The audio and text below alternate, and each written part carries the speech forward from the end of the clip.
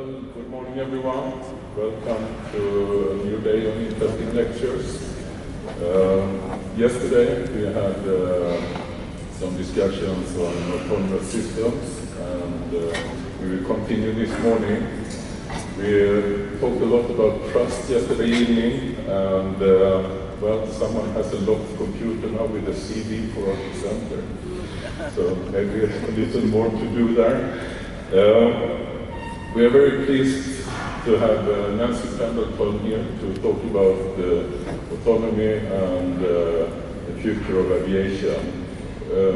Nancy is Vice President of Boeing Research for System Support and Analytics. She has a background in many areas. She has been working with the integration of electronic warfare systems. She has been working with leading integration on a number of unmanned systems at Boeing. She has been in the systems engineering at Phantom Works.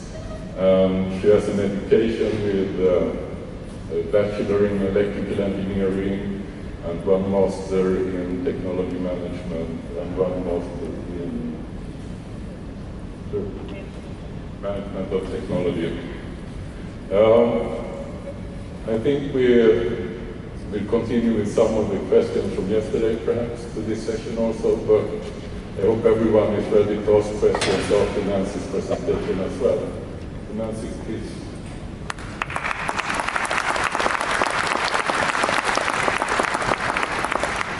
All right, good morning, everyone. Does anybody have any trouble hearing me in the back? I suspect not.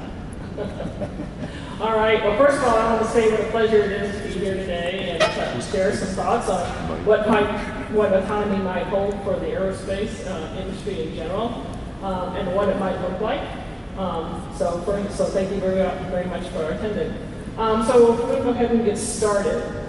First question is, so the title of my presentation was Autonomy and the Future of Aerospace. So what might that future really look like?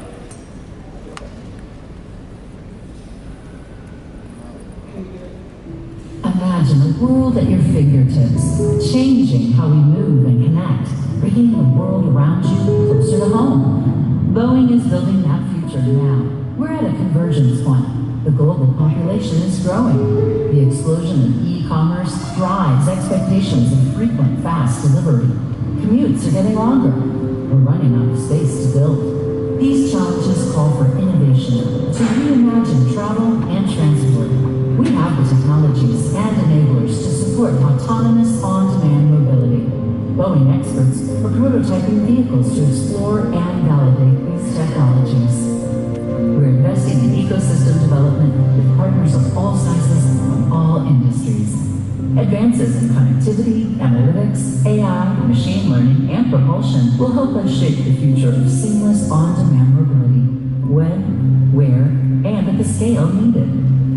This new world of travel and transport is more than the next generation of vehicles. The surrounding ecosystem will enable this radical change in mobility, connecting goods and people around the world, preserving safety, creating much-needed convenience and efficiency.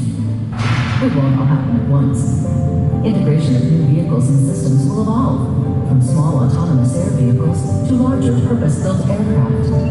This evolution will reshape mobility to meet the needs of a growing on-demand economy. All made possible by a safe and reliable next-generation air traffic management system, allowing piloted and autonomous air vehicles to coexist safely. Innovative propulsion systems to improve economics, reduce emissions, and access both densely and sparsely populated areas safely. Digital infrastructure supported by machine learning and data analytics to optimize operations design and execution. A software and technology suite that helps create safe, seamless mobility while protecting the security of people and information. Integration with existing transportation networks, unlocking the potential of underutilized infrastructure. Boeing has a legacy of building the future, driven by a passion to take humanity further. We have a track record of tackling challenges with the safest, most reliable solutions, changing how goods are moved and people connect around the world. We've created a network of satellites and revolutionized global communication systems. We've created vast, secure information networks with millions of users, nodes, and advanced data analytics. For decades, we've tested the boundaries of autonomous technologies from seabed to space. Boeing has made the unimaginable a reality for more than 100 years. And we haven't done it alone. We'll continue to work with other industry leaders and new and existing partners to create a vision, an ecosystem for the next generation of mobility systems to be imagined, designed, developed, and delivered. We're identifying new business models to fundamentally change the way we approach the market. We're supporting and investing in new technologies and incubating new businesses we know are critical to support this future vision. A future that's better for society and the environment. Join us on our journey.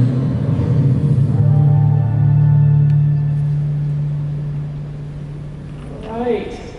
You know, I think if I would have stood here about a year or 2 years ago, you would have seen that and said, great. I remember the Jetsons from my childhood, the cartoon about people flying everywhere, and that was the only mode of mobility that the folks had. But today, what I'm happy to say, it's not, will this happen?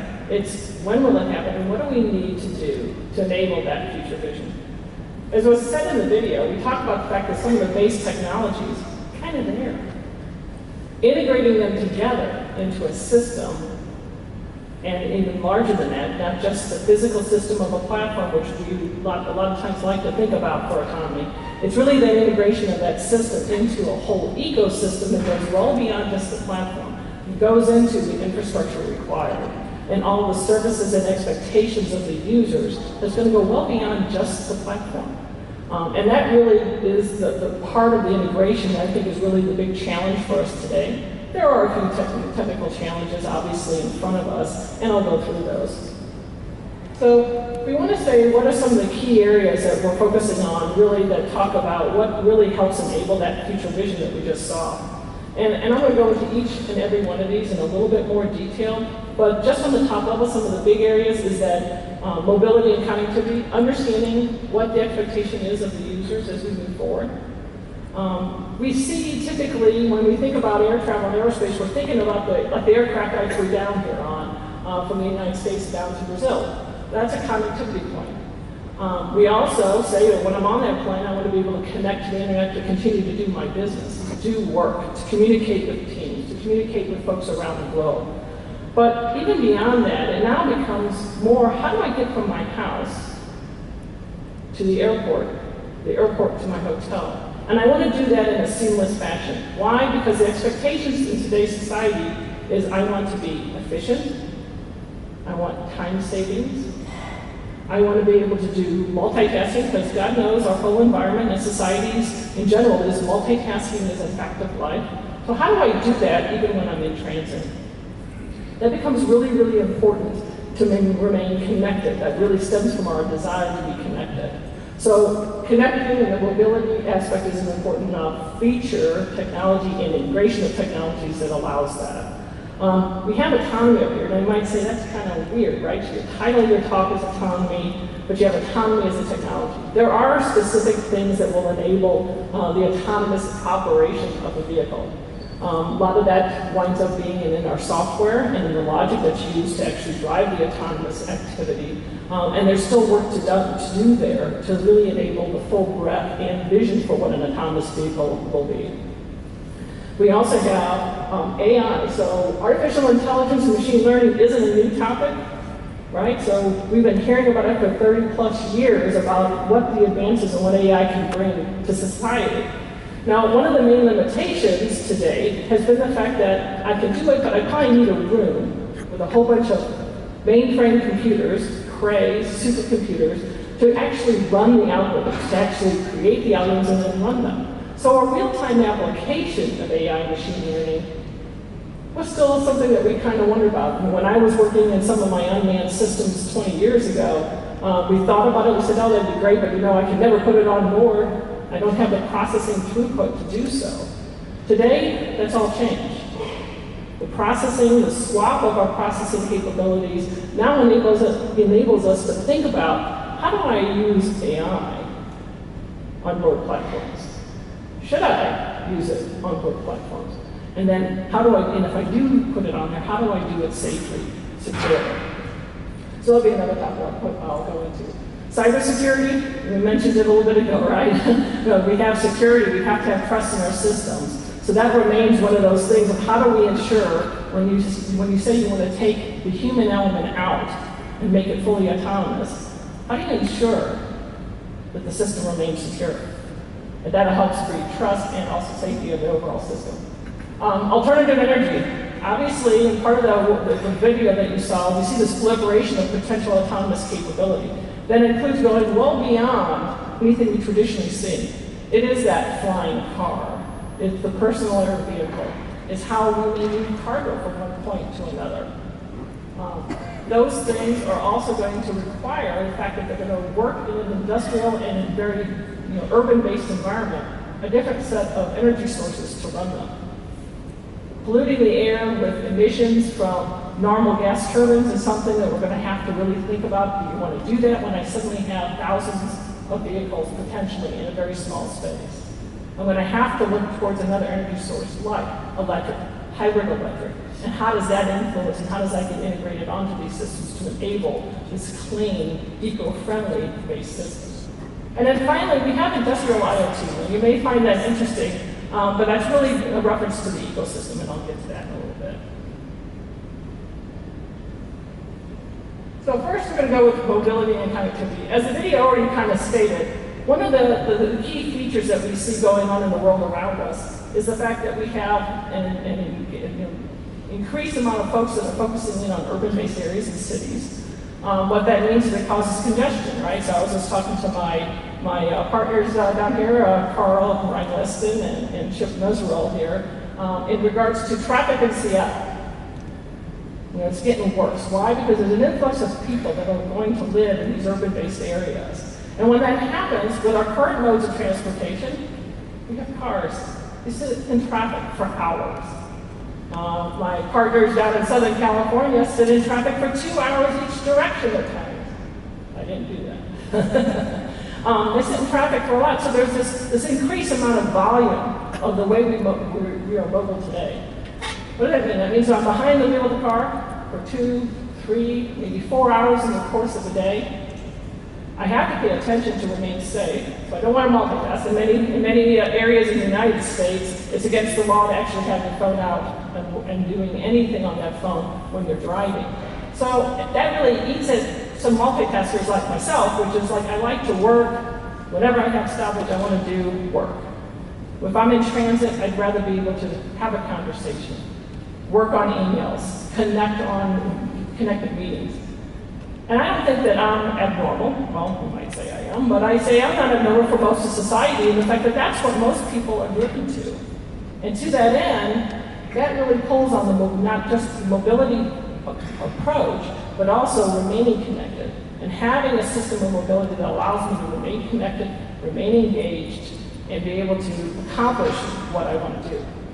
So that speed and that societal changes that we see coming are really making differences in the mobility and connection attributes, which is really driving us to look at those concepts like flying cars, automated cars that are already out there and have been out there for a while. The other thing that's really interesting is how the automobile arena that's doing the autonomous cars is also teaming and we're working with them very closely to understand how does that influence now air travel that may be envisioned in personal air vehicles. So there's a lot of crossover and learning going on between the two industries, if you will, all to the point of mobility and connectivity. So the next topic is really just autonomy. So again, based upon the topics I just said on the societal changes, one of the things that becomes really, really important because I could also accomplish the fact that I could multitask in my car if I have a driver. But how many of us have personal drivers? Not many. So that also enables the idea of the pull on the autonomy arena, which is basically saying, I want to take the pilot out, I want to take the operator out, and I want to put in an autonomous capability in that system. In some cases, I might just at least want to reduce the amount of workload that the operator has to have. To that end, we're envisioning things like personal air vehicles, like the two you see behind me. We have personal-based vehicles, that are being worked on, and we're working through concepts for that with our partners in Aurora Flight Sciences. And then also cargo, how do you move packages, other things non-human, I call it packages without a heartbeat, around from point to point. So we're really looking at how does the ability to apply the automation, the autonomy of systems to these types of vehicles enable that first vision of mobility and connectivity. So the autonomy piece allows me to transit from point A to point B in a safe manner, allows the occupant to do that multitasking, to attend those meetings, and really enable that effective need and desire from society.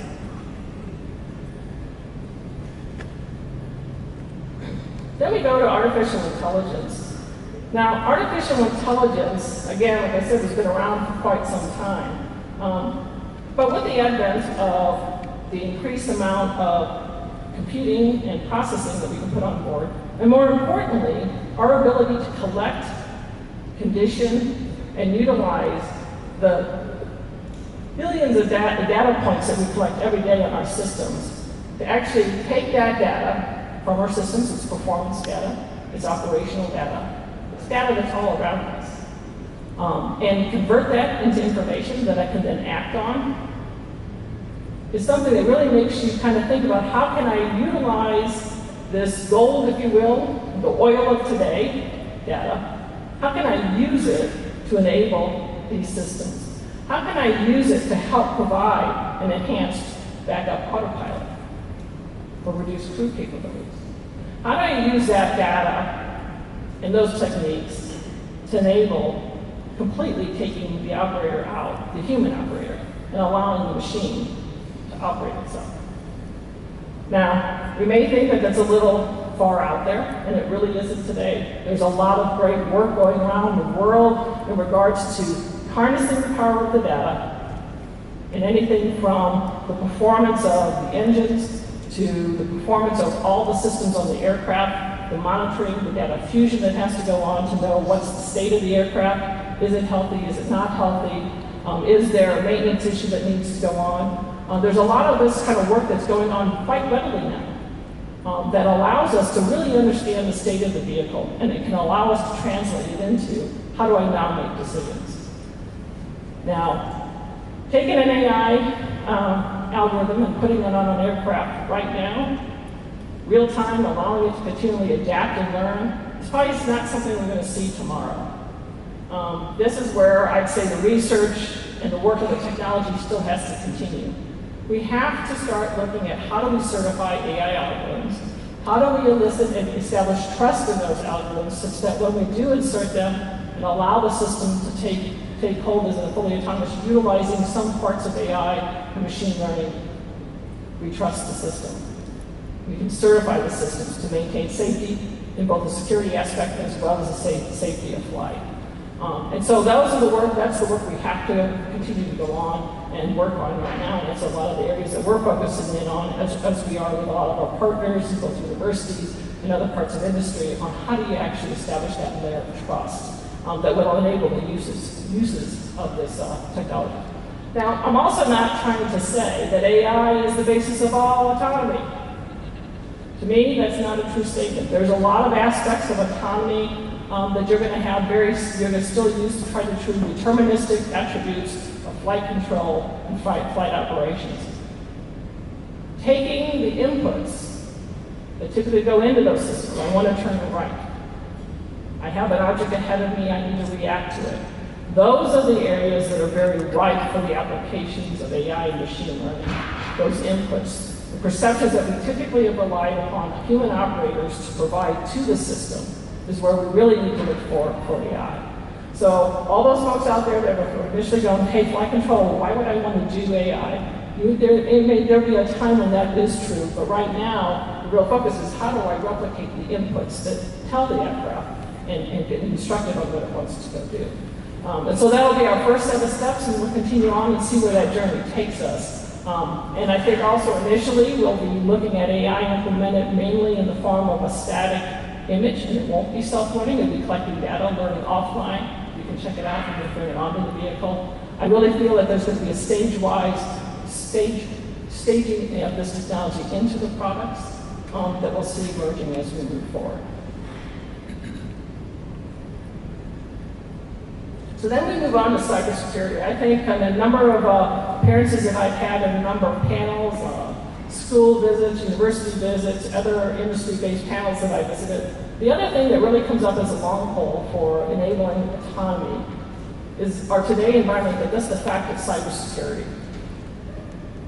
There's been a number of instances where we've heard and read in the news where vehicles have more or less been thought to be taken over and controlled remotely by people that weren't supposed to be controlling. So they're not supposed to be controlling the vehicle. And so that really brings to light, along with a lot of the other things that go along in the society around us, of people hacking into computer systems.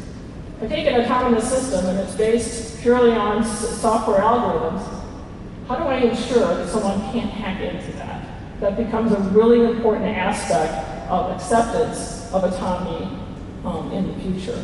And so focusing in on what are the techniques, what are the ways that we provide that level of security to the public and to the users is going to be exceptionally important. And will be one of those major hurdles to really move autonomy fully forward and really enable the vision that we set out in the video of this presentation.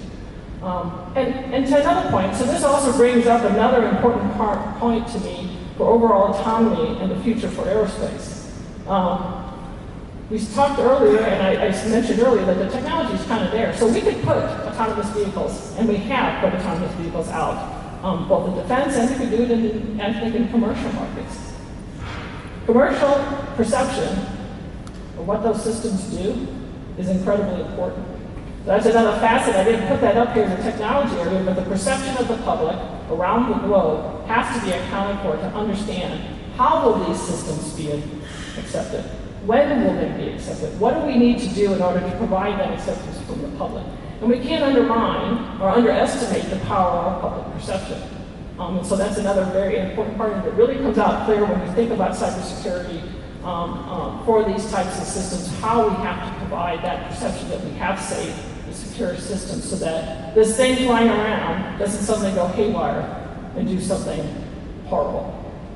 Especially if you're on it, you want to have that feeling of safety. So this becomes another very major area that a lot of effort is being looked at how do we actually go about applying some of the security techniques that we utilize in other parts of our products around the globe, and how do we apply it to this system.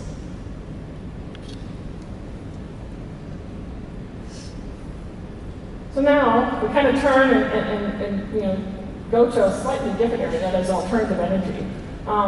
When we think about our larger aircraft that we make today, they're gas turbine, and they're going to be gas turbine for quite some time, right? But when I look at these personal air vehicles, when I look at smaller-based, cargo-based vehicles for autonomy, they're going to be flying in these urban environments. They're going to be flying around with not just a few. There's going to be tons of them. There's going to be thousands of them potentially envisioned flying around an urban area. Due to, and for the fact that we want to be Earth-friendly, and we want to make sure we're taking care of the Earth and the resources around us, we're probably not going to be making those gas turbines. First of all, they make a lot of noise. I don't know about you, but I really don't want to get woken up first thing in the morning with something whirling by my house. I don't want something that when I walk out my door, I get a nice puff of jet exhaust necessarily. So the look for and the demand to say I have to have a different way of propelling these systems is definitely front and center. I think it's fact that we have over 100 companies right now focusing in on this exact area for that exact reason. Obviously the car industry has kind of led us with doing alternative energy. You have Teslas that are all battery and electric-based power.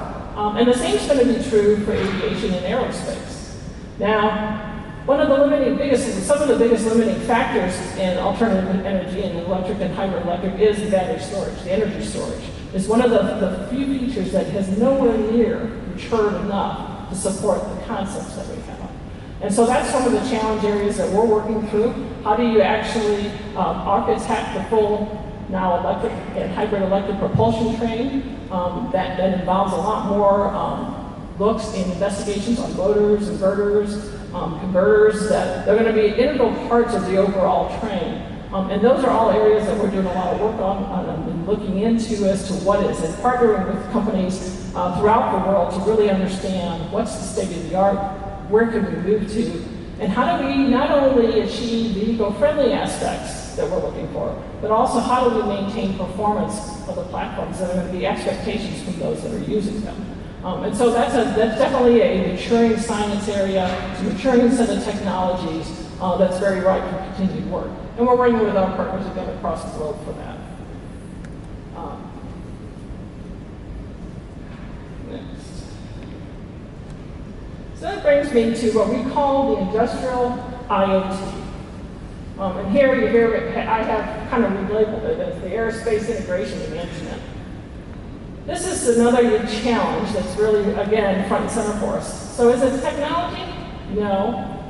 But the fact is that if I'm going to start to take autonomous craft, even if they're the same craft that I have today, or at least reduce crews when you talk about some of our larger aircraft, integrating the functions that are part of the autonomous system, that automatic decision making, the automation of decision making, I have to be able to first prove safety and certification of those products for use within our society. But I'm also going to have to think about how do I integrate them. If I have an aircraft that is manned, and I have an aircraft that is flying without full pilot operations, how do I integrate them into the same airspace? I have my air traffic management system. It's conditioned predominantly with someone sitting in the seat. When I take those, when I have the potential in the future to take those out, how does it integrate in? In addition to that, when I start adding to this picture, the traditional set of flying platforms that are out there, and now I mix in a set of small personal air vehicles, or small cargo vehicles that are unmanned or autonomous. I now have to integrate them. They will translate airspaces that are shared by all. How do we integrate these systems into a holistic ecosystem that will provide the performance and expectations of those that are using it, but also will provide the safety and security that we've all come to expect from our air systems today? This is definitely a ripe area of how do we do that. In wide open spaces, in addition to that, when we start talking about urban environments, let's say downtown, Sao Paulo or Belo Horizonte, how do you suddenly now control the airspace when you have a personal air vehicle taking someone from point A to point B? And not just one, but maybe thousands in the space. That area integration aspect will take a lot of work in regards to the leverage of simulation and modeling-based techniques so we can understand what that environment presents us, what problems it presents us with. It also allows us to investigate, evaluate, and explore the solutions that will allow that to happen in a safe fashion.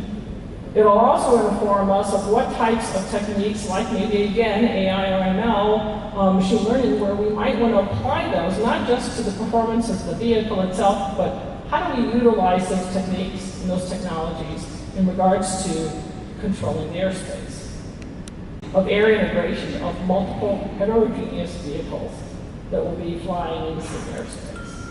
This also becomes a very important aspect.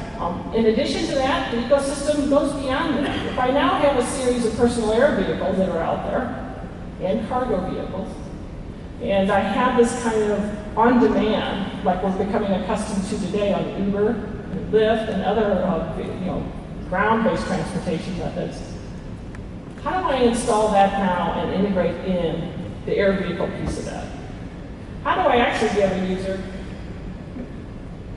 how do I offer a user the ability to not only say I can get a ride on a personal air vehicle from my place of work to home, but maybe I want to do a whole series, an efficiency of saying I want to go from my home to Brazil, and I want it the most effective way possible. creating a system that allows us to explore what is the best ways. It puts it at our fingertips, like velocity and a lot of those others, putting it at our fingertips of what's the best way for us to transit from point A to point B, no matter what that distance might be, is also something that's going to have to be a major part of the overall aerospace integration and overall industrial IoT when we talk autonomous capability. And we think that that's going to be an important aspect in the future to satisfy the societal demands and needs of the users within the overall system. So, just in conclusion, change is happening fast. What was once just a dream and a cartoon, it's still a cartoon for my video for you, is becoming reality. It will be real sooner than you think. In order to keep up with that, we have to maintain cognizance for knowing what do we need to mature, what do we need to integrate to actually enable that. Mobility is changing. Another interesting fact that I'd like to make in this part, in my conclusion, is also the other thing that's happening in society that really pulls on the potential for an autonomous capability is the idea that we have an aging population. At least in the United States, we have an aging population. We have many folks, and I'll just say my mother, who's 87 years old, still drives.